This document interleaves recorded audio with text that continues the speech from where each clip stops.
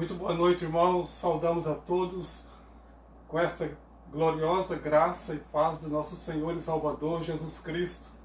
Queremos receber a todos e desejar que tenhamos um momento de culto abençoado na presença de Deus. Pedimos a todos que possamos estar nos preparando em oração e com um sentimento voltado para unicamente adorar a Deus. Nada para nós, tudo para Deus. Esse é o sentimento que nós podemos ter ao nos aproximarmos da presença de Deus em culto, para que ao sairmos daqui, nesse momento, ambiente de culto, a gente possa entender que lá fora, na vida, na nossa casa, no dia a dia, esse culto permaneça. O culto em nossa vida prevaleça o tempo todo e tudo que fizermos continue sendo um pouquinho, um pedacinho desse céu que adquirimos quando entramos na presença do Senhor. Portanto, antes de mais nada, vamos fazer uma oração, uma prece ao nosso Deus para buscarmos a Sua presença e adorarmos a Ele na beleza da Sua santidade. Portanto, feche os seus olhos onde quer que você está, adore ao Senhor e acompanhe a nossa oração. Querido Pai Celestial, nosso Deus, Pai do nosso amado Senhor Jesus Cristo, Deus triuno, Deus Pai, Deus Filho, Deus Espírito Santo, entramos, ó Deus, na Tua presença, transformamos o nosso ambiente num ambiente de culto, mesmo sendo virtual. Afinal de contas, na Tua presença, Senhor, nós estamos. E embora também não possamos te ver, podemos te contemplar pela fé. E assim será, ó Deus, a nossa vida e o nosso encontro contigo até o dia que tu voltares para buscar a tua igreja. E aí sim nós te veremos como tu és, nós te contemplaremos, nos encontraremos com Jesus e o veremos face a face. E aí sim nós adoraremos presencialmente. Nós te adoramos nesta hora e nós te bendizemos. E pedimos a tua bênção porque precisamos muito, Senhor, para que a glória seja toda tua nesta hora. Pedimos isso com o perdão dos nossos pecados. Em nome de Jesus. Amém e amém. Queridos irmãos, estou lendo na palavra do Senhor um texto sagrado que se encontra no livro dos Salmos, capítulo 67. As nações rendem graças. Um salmo que foi feito para ser tocado em instrumentos de cordas. E é um cântico que Israel cantou muitas vezes. Foi preparado para ser cantado no templo. E que diz exatamente o que está escrito assim: Deus seja gracioso para conosco e nos abençoe, e faça resplandecer o seu rosto sobre nós, para que se conheça na terra o teu caminho e em todas as nações a tua salvação. Louvem-te os povos, ó Deus, louvem-te os povos todos. Alegrem-se e exultem as gentes, pois julgas os povos com equidade e guias na terra as nações. Louvem-te os povos, ó Deus, louvem-te os povos todos. A terra deu o seu fruto e Deus, o nosso Deus, nos abençoa. Abençoe-nos, Deus, e todos os confins da terra o temerão. Esta é a nossa oração também neste momento. Que Deus seja gracioso para conosco e nos abençoe. Afinal de contas, o que nós realmente precisamos é somente a bênção de Deus. Não é de coisas materiais, não são de soluções imediatas, plausíveis, visíveis, tangíveis, ou seja, palpáveis. Não necessariamente. Mas tudo que vier, tendo a bênção de Deus, a aprovação do Senhor, então nós podemos dizer que estamos abençoados. É desse sentimento que o salmista disse: seja Deus gracioso para conosco e nos abençoe. E afinal de contas, irmãos, é o que nós precisamos. É a graça de Deus. Que Deus, portanto, nos abençoe e nos ajude a glorificar o seu nome.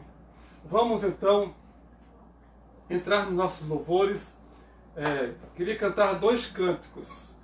Dois cânticos, um não é muito conhecido da igreja, não, pelo menos aqui na região. O outro, sim. E o primeiro é de adoração à Trindade, que diz assim: ao Deus de toda glória o meu louvor, a Jesus o seu Filho o meu louvor, e ao Espírito Santo o meu louvor. Somente isso. A Trindade excelsa seja sempre o meu louvor. Repitam comigo: a Trindade excelsa seja sempre o meu louvor. Ao Deus de toda glória o meu louvor,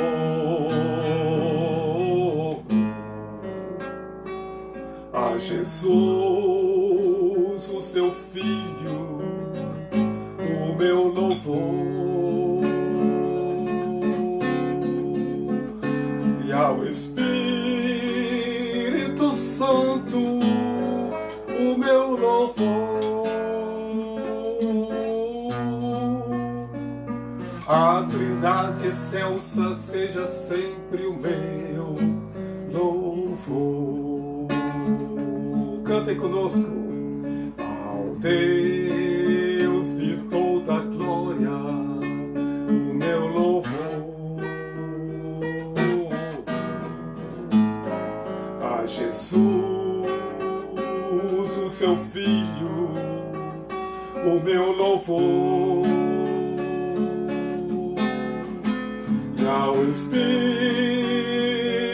Santo o meu louvor. A Trindade excelsa seja sempre o meu louvor. A Trindade excelsa seja sempre o meu louvor.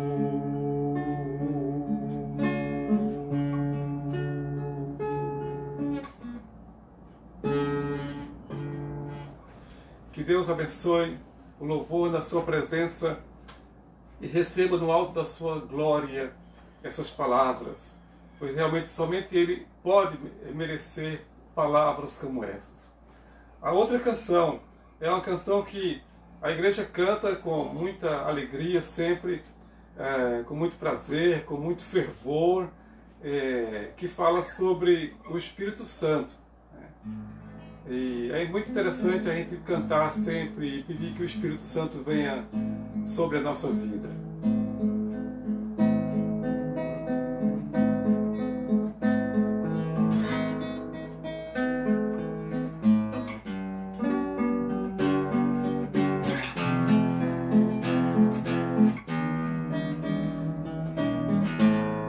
Espírito, Espírito, que desce como fogo, vem como em Pentecostes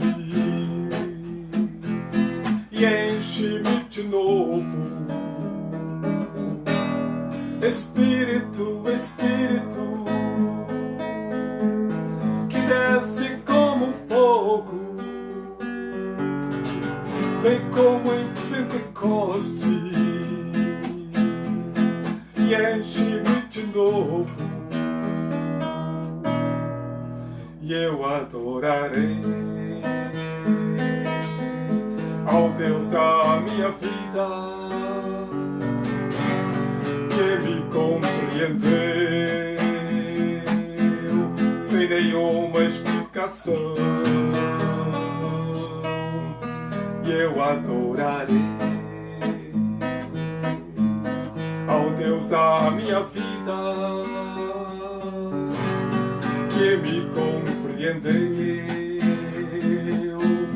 sem nenhuma explicação. Espírito, Espírito, que desce como fogo, vem como em Pentecostes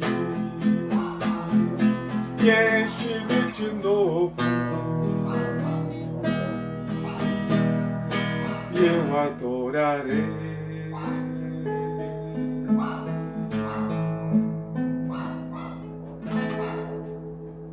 Amém.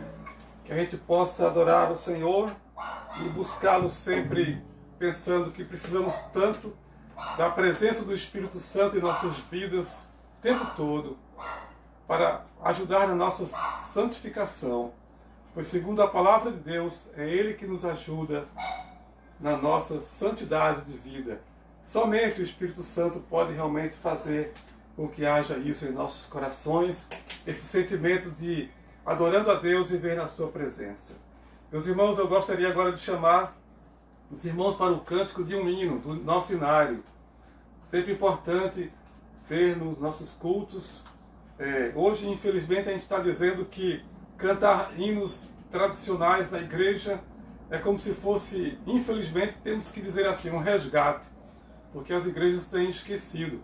E foram eles que nos legaram uma boa quantidade da nossa teologia, porque nós cantamos a teologia dos hinos, cantamos os cânticos também, mas inicialmente era somente hinos. E eles não podem ser esquecidos porque são um patrimônio histórico da nossa liturgia, da nossa igreja. E como o assunto que nós vamos estudar hoje é um estudo profundo e precisa da concentração em palavras como essas que nós estamos cantando nesta hora. Eu queria cantar com os irmãos o hino 110 do Inário Novo Cântico. Se você tem o seu inário aí na sua Bíblia, abra lá no final, você encontrará o inário e procure o hino 110. Na verdade é o 110A. Em Jesus confiar, sua lei observar, oh, que gozo, que bênção, que paz. Peço a atenção dos irmãos para que a gente possa então cantar essa música com toda a alegria do nosso coração e cantar também observando o prazer de querer praticar aquilo que nós vamos pronunciar, pois afinal de contas pronunciamos da presença de Deus. E tudo que a gente pronuncia da presença de Deus, seja em oração, seja em cântico, seja em reflexão, tudo isso realmente nos responsabiliza, porque nos colocamos mais na sua presença, mais como filhos dele, e automaticamente nos comprometemos em cumprir aquilo que dizemos, aquilo que estudamos, aquilo que aprendemos. Então, chamo os irmãos para que a gente possa então cantar esta canção, essa música, esse hino. Vou cantar ao som de órgão, e os irmãos então me acompanham com a sua família, com seus amigos, com quem está perto de você aí, né? Faça isso, né? Hino 110A.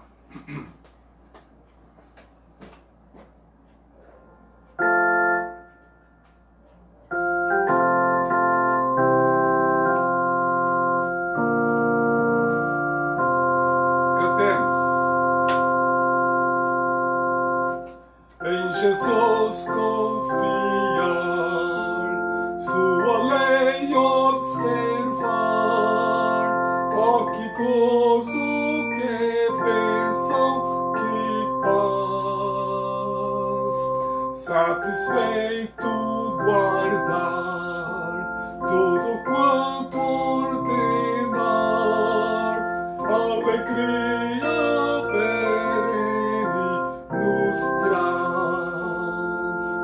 Crer e observar tudo quanto ordenar, o fiel obedecer ao que Cristo mandar.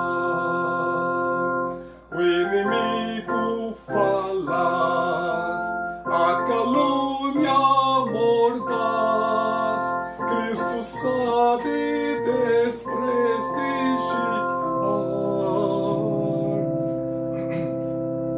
Nem tristeza, nem dor, nem angústia maior pode o crente fiel abalar. Crer e observar tudo quanto ordenar, o fiel obedecer ao que Cristo mandar. Grande de prova de amor, comunhão com o Senhor, tenho crente zeloso e leal, o seu rosto mirar, seus segredos privar, é consolo que não tem igual. Crer e observar tudo quanto ordenar, o fiel obedece ao que Cristo manda.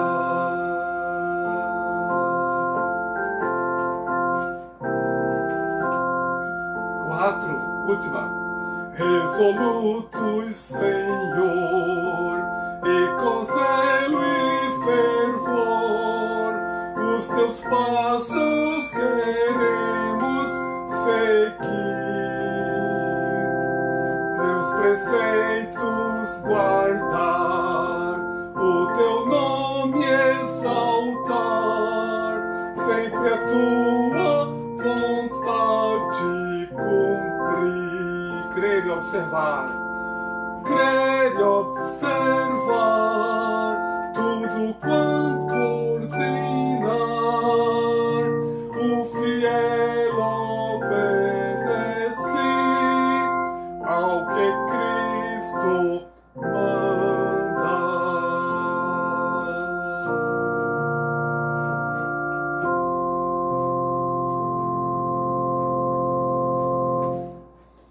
Amém, meus irmãos? Pode dizer um amém bem forte aí na sua casa para essas palavras que pronunciamos na presença de Deus.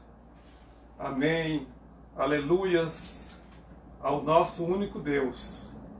Só Ele é que nos dá condições de podermos pronunciar palavras tão profundas, tão poderosas, tão difíceis de cumprir, mas que com ousadia, pelo sangue de Cristo que foi derramado no Calvário, podemos assim nos achegarmos à sua presença e pronunciar essas palavras.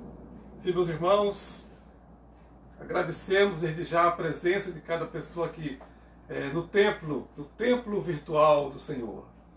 Daqui a mais ou menos 2 semanas, 1 semana e meia, dia 20, nós estaremos voltando para o templo para fazer a nossa primeira reunião virtual. Nos próximos dias teremos reunião da mesa para podermos ajustar os detalhes finais desse primeiro reencontro presencial, e todas as instruções serão passadas pelo grupo de WhatsApp da igreja. Nossa irmã evangelista Janaíno tem feito isso com muita galhardia e tem atentado para todos esses detalhes. Nós agradecemos a nosso Deus e ao empenho de cada pessoa, ao empenho da SAF, ao empenho da mocidade, ao empenho dos pregadores, dos irmãos, do Anderson, do Bruno, do nosso irmão Chacon, da nossa irmã Ana Cláudia, Dávila, do nosso irmão, acho que é Daniel, que canta também no louvor, da irmã Liane, acho que é Miane, que está tocando saxofone. Aliás, é muito bonito de ver, né? O grupo de louvor crescendo. Tínhamos apenas um violão, agora já tem saxofonista tocando também, é uma maravilha. Então vamos esperar que esse encontro que está sendo tão aguardado, vai ser uma grande bênção para toda a igreja. E nós temos alguns protocolos a serem seguidos, eles já estão sendo providenciados para que todo mundo possa se atender com tranquilidade. Mas hoje nós estamos aqui e vamos ter um momento diante do Senhor para estudarmos a sua palavra. E o nosso estudo de hoje, a nossa palavra de hoje, a mensagem estará baseada na carta de Paulo aos Efésios. E é um desafio para nós, mas é um desafio para a igreja também. Eu queria primeiramente fazer uma pergunta para os irmãos. E pergunto o seguinte: quantas vezes o irmão já leu a carta aos Efésios? Quantas vezes o irmão já fez um estudo na carta aos Efésios? Se isso não aconteceu ainda, fica aqui desde já um desafio. Primeiro, ler várias vezes esta carta. São apenas 6 capítulos e fáceis de ler. Linguagem acessível, linguagem doutrinal também tranquila. Não há nenhuma dificuldade para compreensão. A dificuldade maior está em cumprir e crer verdadeiramente nas coisas que estão ali escritas. Mas são fáceis de aceitar, desde que haja um coração puro e voltado para ouvir a voz de Deus. Então, a palavra que eu queria basear nesta noite, estou chamando de o presente de Deus para o seu povo. Ou seja, a carta toda aos Efésios fala do presente de Deus para o seu povo. E esse presente, todos nós sabemos que é a grande salvação em Cristo Jesus. Talvez seja a carta que melhor explica sobre a salvação pela graça em Cristo Jesus. Em nenhum outro lugar talvez seja tão simples de ler e de compreender. Quem lê a carta aos Efésios e lê especialmente os versículos que nós leremos agora e continua crendo em ídolos, ou continua crendo que a salvação pode vir de qualquer outra coisa, inclusive de você mesmo, então não entendeu nada sobre o plano de salvação em Cristo Jesus, sobre a obra que Deus fez. E a grande obra que Deus fez e faz na vida do crente e na vida do pecador é a salvação dada em Cristo Jesus. Então, a base mesmo é Efésios 2, capítulo 2, versículo 8 e 9, que alguns irmãos inclusive sabem de cor, e que diz o seguinte, Efésios capítulo 2, versículos 8 e 9. Porque pela graça sois salvos mediante a fé, e isto não vem de vós, é dom de Deus, não de obras, para que ninguém se glorie, pois, versículo 10, somos feitura deles, criados em Cristo Jesus para boas obras, as quais Deus de antemão preparou para que andássemos nelas. Então não esqueça, pela graça sois salvos mediante a fé. Isto não vem de vós, é dom de Deus. O que vem depois é pura obra da graça de Cristo em nossas vidas. Então que Deus aplique a porção da sua palavra em nosso coração. Feche seus olhos e com o coração determinado, agora renda-se ao Senhor para ouvir as palavras que nós explicaremos sobre a carta aos Efésios. Senhor nosso Deus, abrimos nosso coração e a nossa mente para receber a Tua palavra. Que, ó Deus, Tu nos escondas atrás da cruz de Cristo, para que Jesus seja apresentado, para que o plano de salvação seja visível nas palavras que fluirão nesta hora. Que a Tua palavra, Senhor, venha sobre nós e venha para nós. Esconde-nos, ó Deus, livra-nos, ó Deus, de qualquer referências pessoais, pois Tu sabes que nós não somos nada sem Ti, Senhor. Apresenta-te, Senhor, e esconde-nos atrás de Cristo Jesus. E fala ao nosso coração, em nome de Jesus. Amém. Amém. Iniciando, meus irmãos, então, eu estou dizendo que, com base nesses versículos, eu estou tematizando, dizendo que a grande salvação é o presente de Deus para nós, para o seu povo. É um pouco excludente dizer para o seu povo, mas na verdade Deus tem um povo, e esse povo foi eleito. Então, Deus não tem um presente para todos. Por nós teria, mas nem todos realmente vão dispor disso. Alguns eleitos vão dispor, todos os eleitos vão dispor, digo, mas infelizmente nem todos vão conseguir alcançar, embora esse presente esteja disponível para todos. Outro detalhe que eu queria dizer, eu vou fazer uma exposição sobre a carta aos Efésios, buscando referências nesse tema, que toda a carta fala do presente de Deus para nós, tudo é um presente, os tópicos são presentes, a maneira como Paulo escreveu é um presente para nós, as doutrinas ali contidas são presentes. Eu penso o seguinte, quando eu leio Efésios, e eu já li várias vezes, e nas igrejas por onde eu passei, eu fiz programações que levei as igrejas a lerem várias vezes o livro de Efésios, não foi apenas uma ou duas, não, foi de 10 vezes para cima, e isso criou assim um procedimento, uma maneira de ver a vida espiritual melhor. É o grande desafio que eu deixo para a igreja também neste dia. Eu pergunto o seguinte: quando você recebe um presente, o que é que você faz com ele? Quando nós recebemos, deixe-me incluir, quando a gente recebe um presente, a gente guarda, a gente usa, a gente cuida, a gente tem todo o prazer de mostrar, inclusive, fazer mostrar para a pessoa que nos deu o presente e que aquele presente está sendo útil. Ficamos até constrangidos quando o presente não é útil, mas houve tanta boa vontade e a gente procura fazer por onde agradar e agradecer a pessoa que nos fez a doação. Presente, irmãos, é presente. Eu não posso responder o presente da salvação dizendo para Deus: Deus, obrigado pelo presente da salvação, mas eu mesmo quero fazer alguma coisa para me salvar. Não posso fazer isso. Seria realmente assim um desrespeito para com Deus. Eu dizer para Deus: Senhor, Tu me salvastes, eu estou muito grato, mas eu creio mesmo que o que vai valer é o que eu faço. É um grande desrespeito, uma desonra ao Deus que criou o ser humano e que viu que ele sozinho não conseguia e providenciou para nós o que a Bíblia chama de tão grande salvação. Então, meus irmãos, pensando nesse tema, eu queria pensar com os irmãos o seguinte: vamos ver se na carta aos Efésios, se isso não está contido.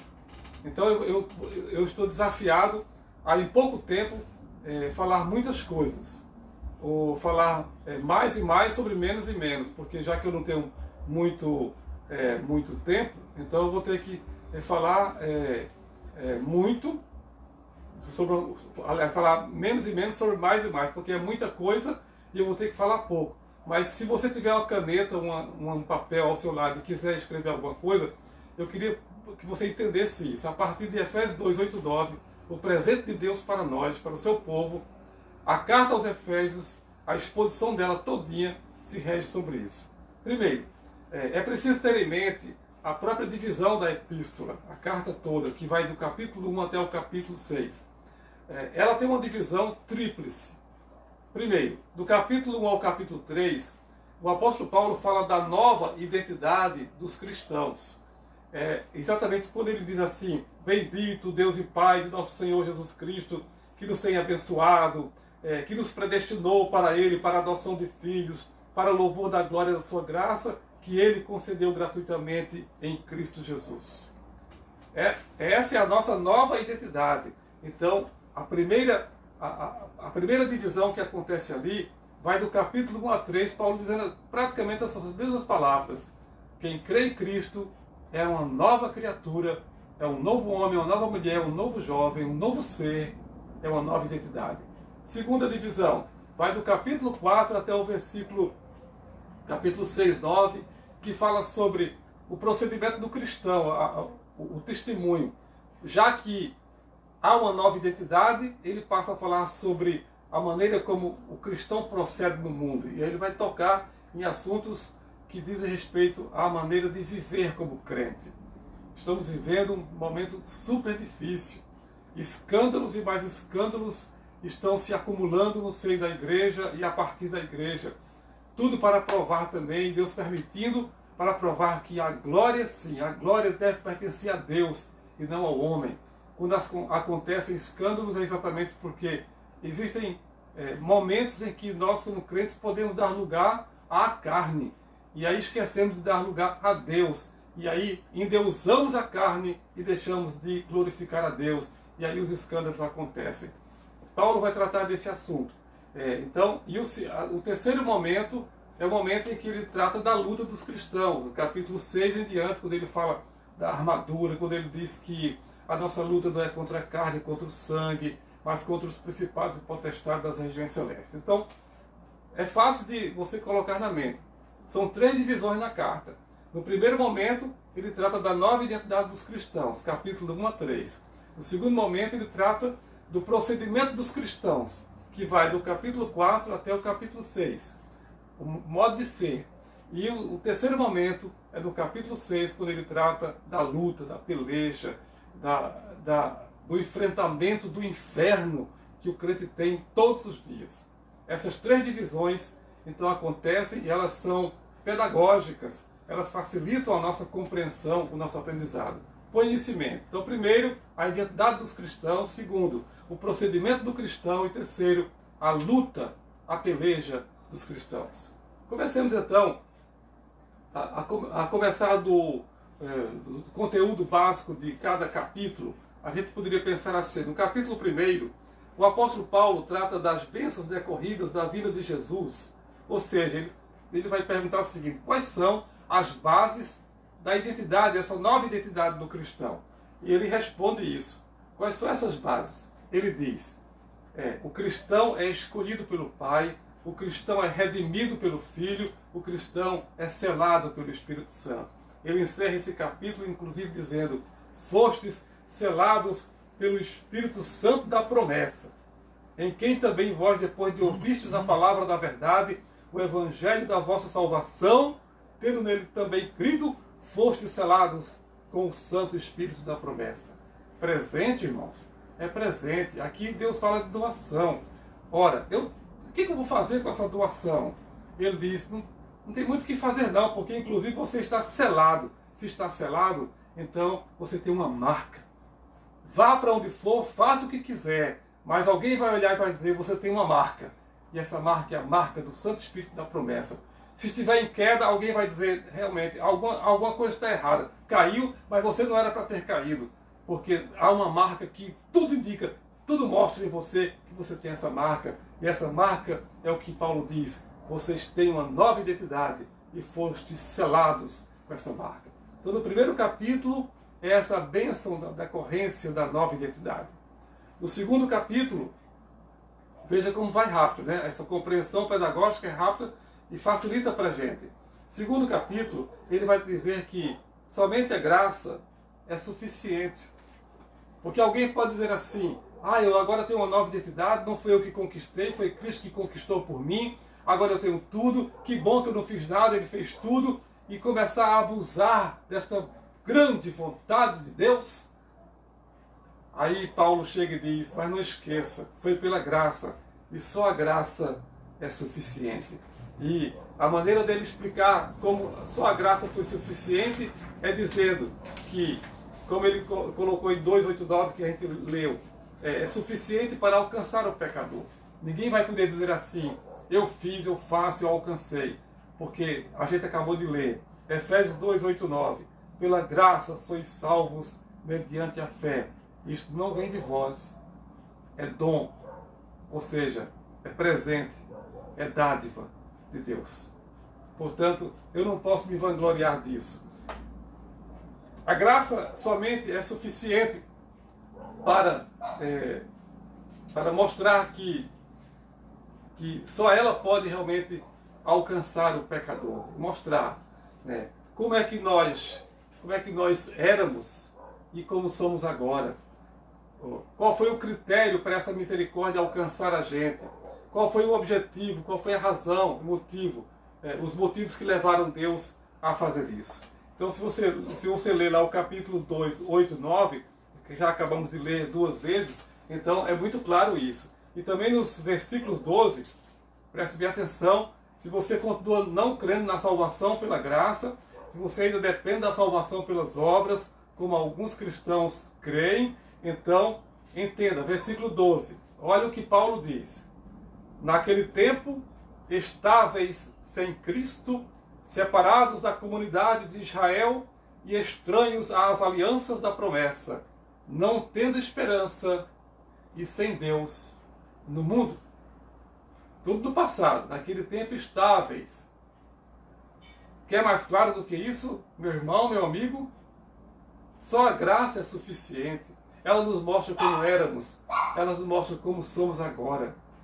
Nós estávamos, mas agora estamos com Cristo. Ela mostra nos versículos 4 e 5 a misericórdia de Deus, quando diz: mas Deus sendo rico em misericórdia por causa do grande amor com que nos amou, e estando nós mortos em nossos delitos e pecados, nos deu vida juntamente com Cristo, pela graça sois salvos. Que explicação mais clara precisamos a respeito dessa graça? Só ela é suficiente. No versículo 7 ele mostra o objetivo. Para que foi então que fomos salvos em Cristo? Para mostrar nos séculos vindouros a suprema riqueza da sua graça em bondade para conosco em Cristo Jesus. Note, os irmãos, nada para o homem, nada pelo homem, nada é feito em função da glória do homem, mas em função da glória de Deus. E essa graça é suficiente para aproximar o pecador. O versículo 13 diz assim: mas agora, em Cristo Jesus, vós que antes estáveis longe, fostes aproximados pelo sangue de Cristo. Andávamos desgarrados, distantes da graça de Deus, distantes de Deus. Quem sabe essa é a situação de tantos. Cada dia encontramos histórias de pais que sofrem, que estão morrendo, porque os filhos desobedeceram, seguiram caminhos errados, não ouviram os conselhos da mamãe, do papai, entraram em caminhos tortuosos, bastou assumir uma idade mais avançada, 15, 16, 17 anos, começou a achar que era dono da própria vontade e seguir caminhos tortuosos, ouvindo conselho de amigos, entrando em círculos de amizades funestas, e o resultado foi somente choro para a família. Drogas, prostituição, roubos, assaltos, querer vida fácil. Essas coisas não são os pais que ensinam, queridos, não é a palavra de Deus que ensina, são os amigos do mal, os amigos da maldade que estão nesse mundo, que acham que podem viver desta maneira. Portanto, busque a graça de Cristo, ouça o que a graça de Cristo tem para você. Só a graça é suficiente para aproximar o pecador, como ele diz, vocês estavam longe, agora estão perto. Aproximar de Deus, restaurando as condições, aproximar da comunidade dos salvos, conforme diz o versículo 12, vocês estavam longe, e aproximar da palavra do Senhor, tem promessas maravilhosas.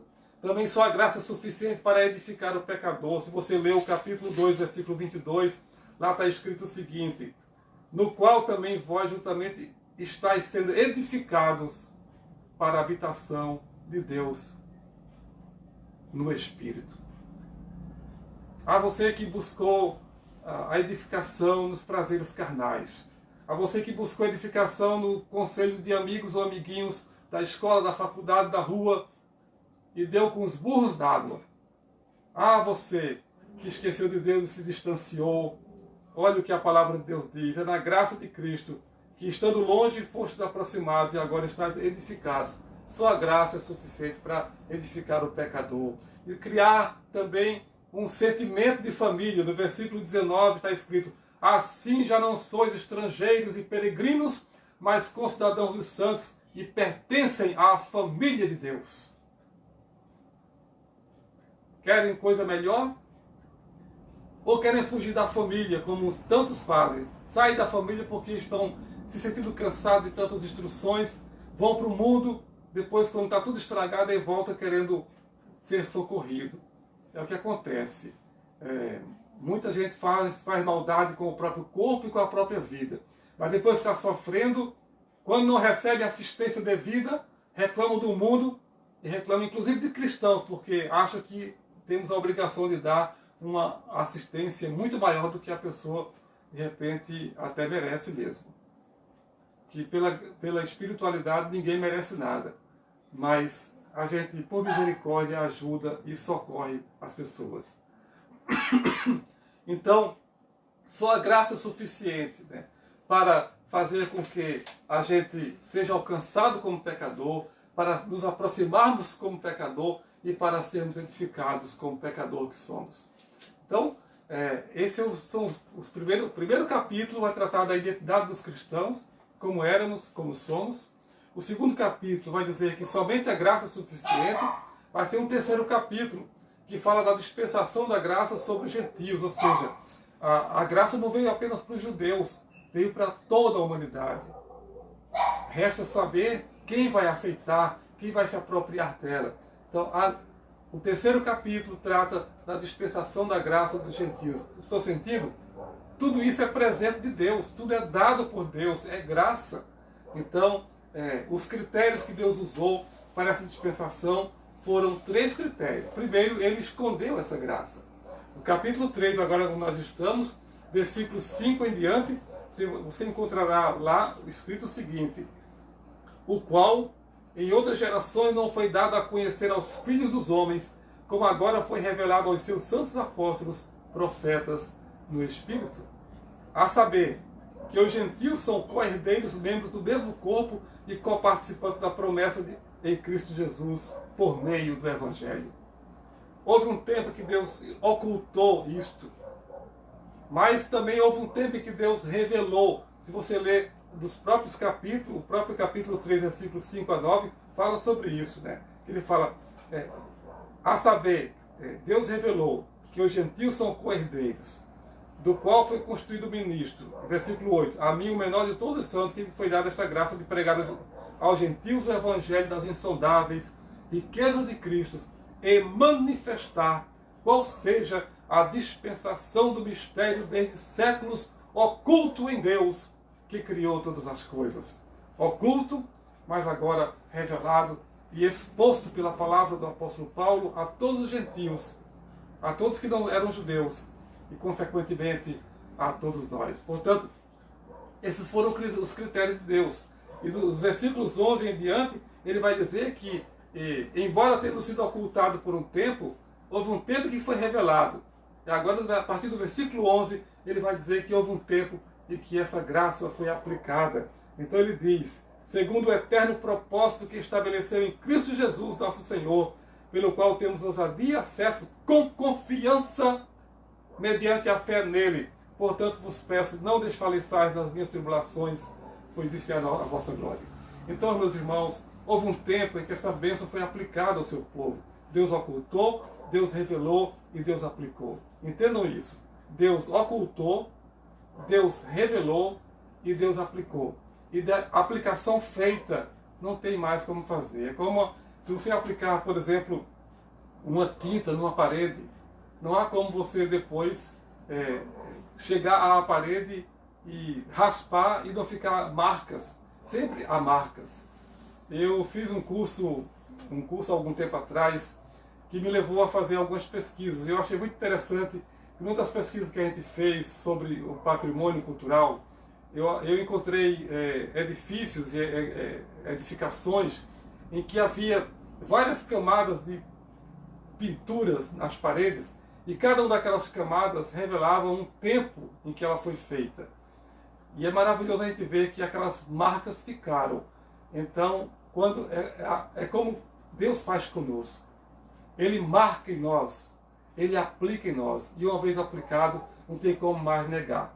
Por isso que é muito triste a vida da pessoa que aceita Jesus e depois resolve abandoná-lo, porque ele abandona, mas abandona com todas as marcas, e quem encontra sabe que tem uma semente ali plantada. Então, a Bíblia diz que os resultados para essa pessoa não são bons, e é preciso estar atento para que, enquanto há vida, a pessoa se volte para Cristo, volte para a igreja e aceite viver a vida que Deus lhe propôs e as bênçãos que, sobretudo, Deus lhe aplicou pela graça de Cristo. Então, o capítulo 3 vai falar sobre essa dispensação da graça de Deus. Quais foram os critérios que Deus usou para essa dispensação? Ele ocultou, ele revelou, mas ele aplicou. Isso está em nós.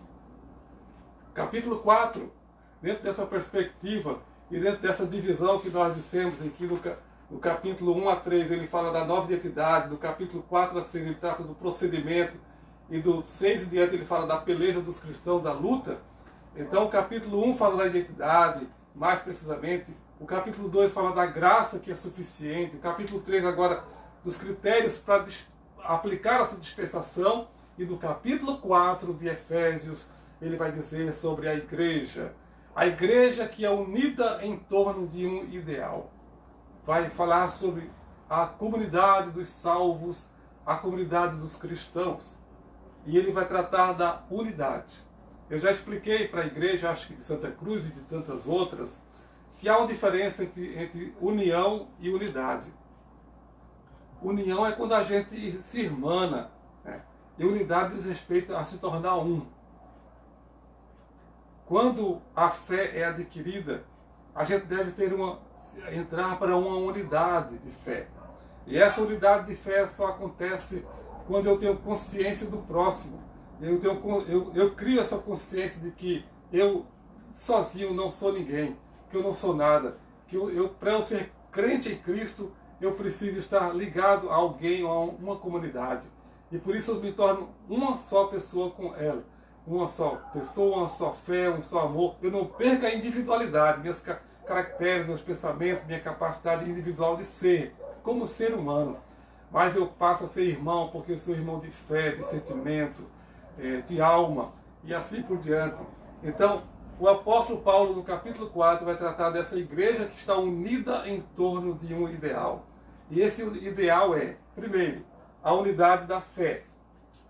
Ou seja, todos chegarmos à unidade da fé.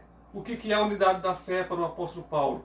É quando você tem consciência de que você se completa no outro. Eu faço alguma coisa, mas o que eu faço não é perfeito.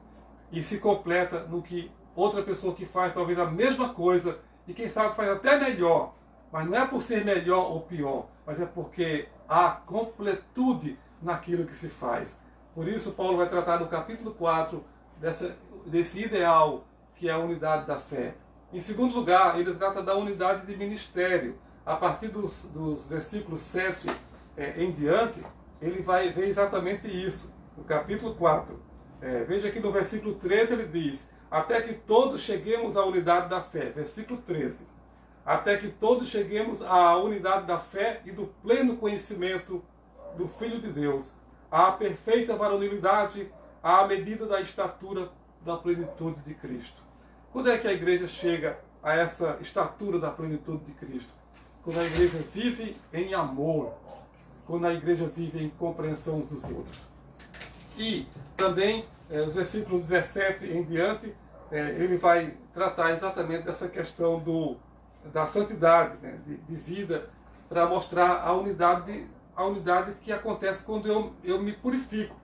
Isto, portanto, digo no Senhor e testifico que não mais andeis como também andam os gentios, na vaidade dos seus próprios pensamentos, obscurecidos de entendimento, alheios à vida de Deus, por causa da ignorância em que vivem pela dureza do seu coração, os quais, tendo se tornado insensíveis, se entregaram à dissolução para com avidez cometerem toda sorte de pecado.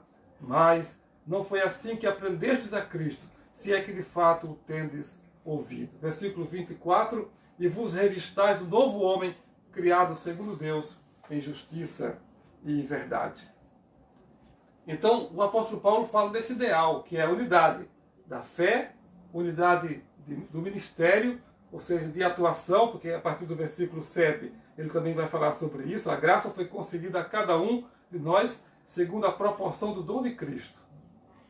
Então, se foi dado proporcionalmente, então eu preciso de você para me completar nessa proporção. O que falta em mim se completa em você. Então, unidade de fé, unidade de atuação de ministério e unidade de santidade. Quando eu me santifico, eu ajudo você também a se santificar. Quando eu me purifico, você também é ajudado na minha purificação. Se eu pecar, a igreja sofre pelo meu pecado. Se você comete um escândalo, a igreja sofre do mesmo com um escândalo, porque nós somos uma unidade em Cristo Jesus. Por isso, meus irmãos, que o apóstolo Paulo fala dessa igreja unida em torno do ideal. E também o penúltimo, que é o capítulo 5, que trata da manutenção da pureza da igreja, né? Esse capítulo é interessante, porque ele começa com a palavra graça, o assunto da graça, e termina também com a palavra graça. Então, Efésios, pode ter certeza, precisa ser chamada de a carta da graça de Cristo. Ela começa falando, tudo gira em torno das bênçãos que foram obtidas, e todas elas pela graça. Então, a partir do capítulo 5, ele vai começar falando de andar em amor, Depois ele vai tratar de andar em prudência. No capítulo 5, do 2 em diante, ele fala exatamente isso. Ó. Versículo 2: e andar em amor como também Cristo amou e se entregou a si mesmo. É a manutenção da pureza da vida da igreja. Né? E depois ele vai falar sobre andar em prudência. A partir do capítulo 5, versículo 3 e 20. Está preocupado exatamente com isso. Né? E a partir do capítulo 5, versículo 22, ele vai tratar da questão da submissão, do amor. Não é somente a questão de andar em amor uns para com os outros, mas, sobretudo, ter um procedimento de prudência. Porque, segundo ele diz, os dias são maus. Versículo 15 fala: portanto, vede prudentemente como andais, não como necios, e sim como sábios. Então, quando ele trata da manutenção dessa pureza na igreja, ele vai sentir a necessidade de falar sobre andar em amor, andar em prudência e andar em submissão e sujeição. Primeiro, sujeição uns aos outros, mas também sujeição na escala da vida. Muitas pessoas não entendem essa palavra submissão. Acham que na Bíblia submissão significa subserviência. Não. Nós não aceitamos como cristãos essa palavra para nós. Nós não somos subservientes. Tanto é que não somos, que nós não aceitamos as coisas erradas que os políticos fazem. Nós não aceitamos se os governadores errarem. Nós não aceitamos se existem erros crassos e claros dentro da própria igreja. Nós nos levantamos contra, falamos e nós procuramos corrigir com brandura, com amor, mas também com determinação. Isso é exatamente para provar que nós não somos subservientes, ou seja, nós não temos um espírito de escravidão para poder ficar submisso ao que ou a quem não deve, ou a quem não faz por onde. Mas nós somos submissos no sentido que a palavra de Deus nos ensina sobre amar uns aos outros. Por isso, patrão submisso ao empregado, empregado submisso ao patrão, esposo à esposa, esposa ao esposo, e assim por diante, irmãos. Essa palavra é a palavra de Deus. Então, é a maneira como a igreja é encaminhada para esse quadro de pureza e submissão. E por último, capítulo 6, é o capítulo que trata do tríplice aspecto do relacionamento diário dos cristãos. Relacionamento com a nossa postura para com a família. O capítulo 6 começa falando disso. Há um perigo na família, o perigo da gente errar, da gente cometer muitos erros só pelo fato de ser família e achar que está tudo bem, que tem o direito de fazer coisas erradas e ficar por isso mesmo. Não, irmãos. A postura para com a família é tratada no capítulo 6, quando ele diz: filhos, obedecei vossos pais. Pais, honra teu pai e tua mãe. Filhos, obedecei vossos pais. Pais, não provoquem vossos filhos. Ou seja, um relacionamento completo, uma postura para com a família. E segundo, ele trata da nossa postura para com o trabalho, quando ele vai tratar lá da questão de como se portar, não só dentro do lar, mas também dentro do trabalho. Quantos empregados há que não respeitam seus patrões, falam mal dos patrões por trás, às vezes falam até na frente mesmo, são desobedientes. E quantos empregados também há que fazem a mesma coisa? Quantos patrões, aliás, existem que fazem a mesma coisa? Há um verdadeiro desrespeito. Quando a gente aceita Cristo, nosso procedimento muda porque a identidade mudou. É como se eu pudesse dizer, e de fato digo, o crente deve ser a figura, a pessoa de Cristo morando dentro dele, o Espírito Santo habitando, e por isso a identidade muda, o padrão muda, o procedimento muda.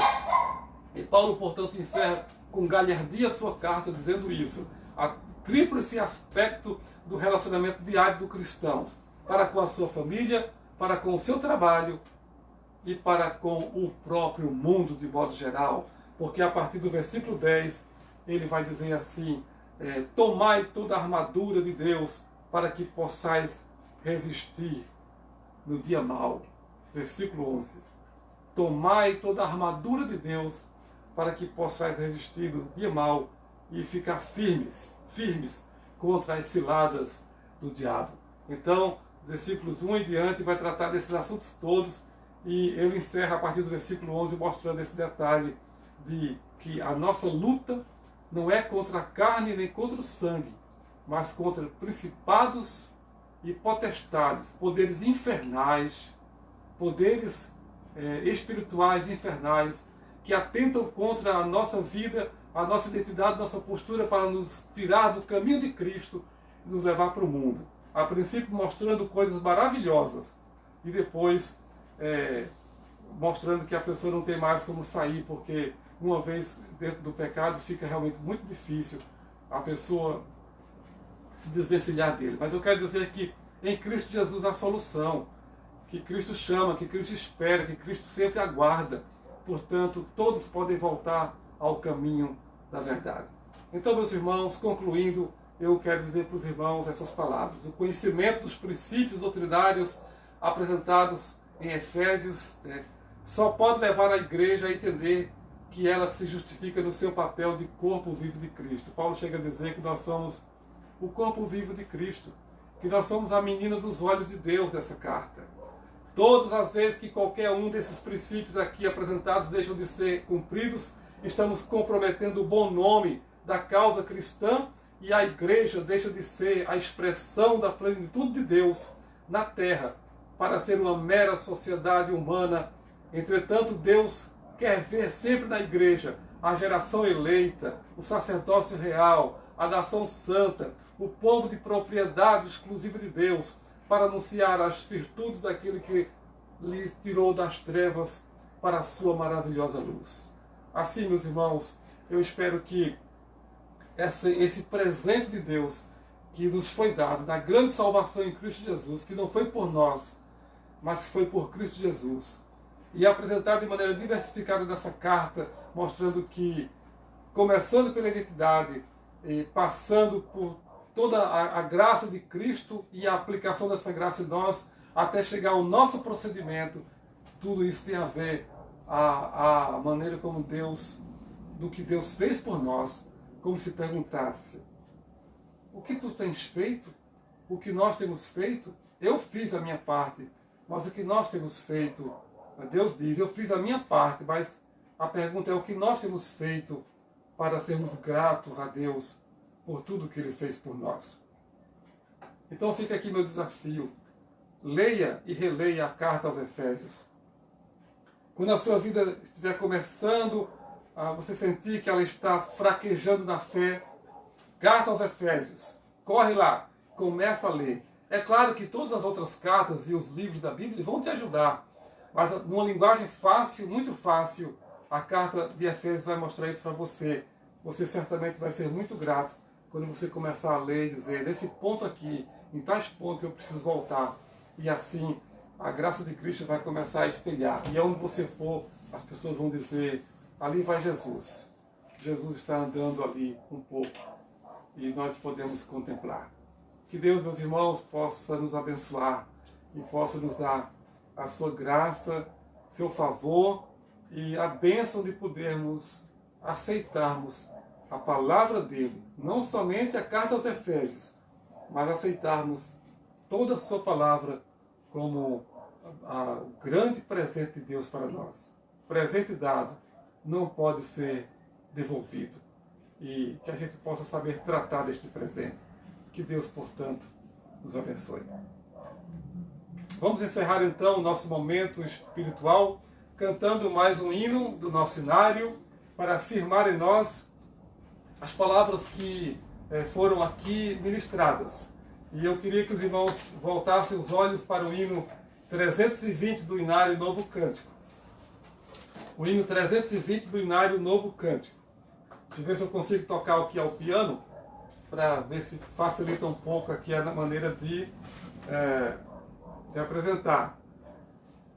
É um hino muito alegre, muito feliz, fácil de cantar também, que diz assim: não somente ao se fazer trabalho singular é mister agir com muito ardor, mas as coisas mais humildes a executar deves fazê-las com fervor. A minha voz já está um pouco afônica, mas eu vou tentar assim mesmo fazer uma parte aqui para a gente cantar. E é o hino 320. Se você sabe, cante conosco.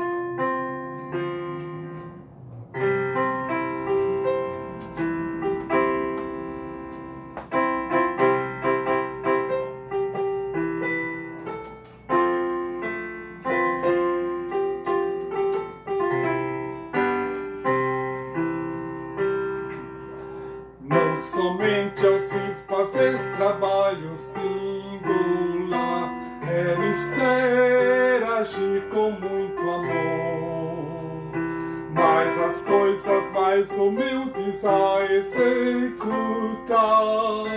deves fazê-las com fervor. Brilha no meio do teu viver, brilha no meio do teu viver, pois talvez algum aflito possa socorrer. Brilha no meio do teu viver. Ó, talvez algumas vidas possas confortar com palavras cheias de amor. Ou talvez algumas almas tristes alcançar com a mensagem do Senhor. Brilha, brilha no meio do teu viver, brilha no meio do teu viver, pois talvez algum aflito possa socorrer.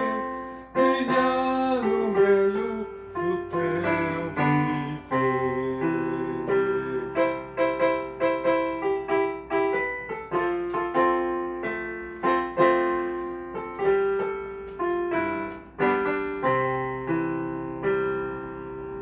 Por maior que venha a ser o teu esforço aqui, por mais firme a tua devoção, quantas almas ainda jazem ao redor de ti, na mais total escuridão. Brilha no meio do teu viver, brilha no meio do teu viver, pois talvez algum aflito possa socorrer. Brilha no meio do teu viver.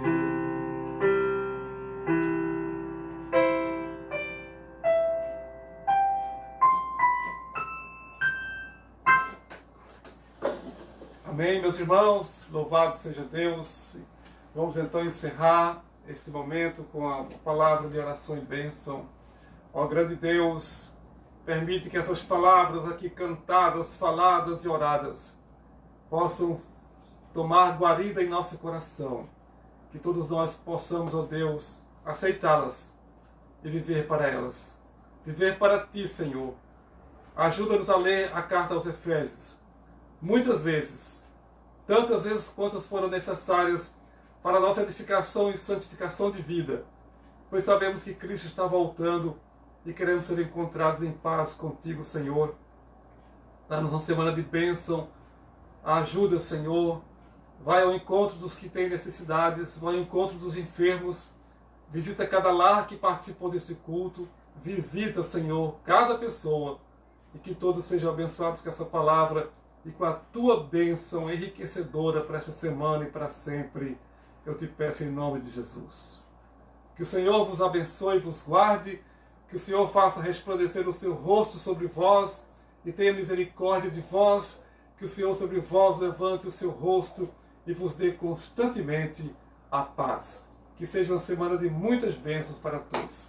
Deus abençoe, aguarde as instruções durante a semana, que serão passadas pelo nosso irmão o evangelista Janaildo, presbítero, que tem com tanto zelo, cuidado da igreja. Aliás, queremos mais uma vez agradecer aqui a sua família e a toda a igreja.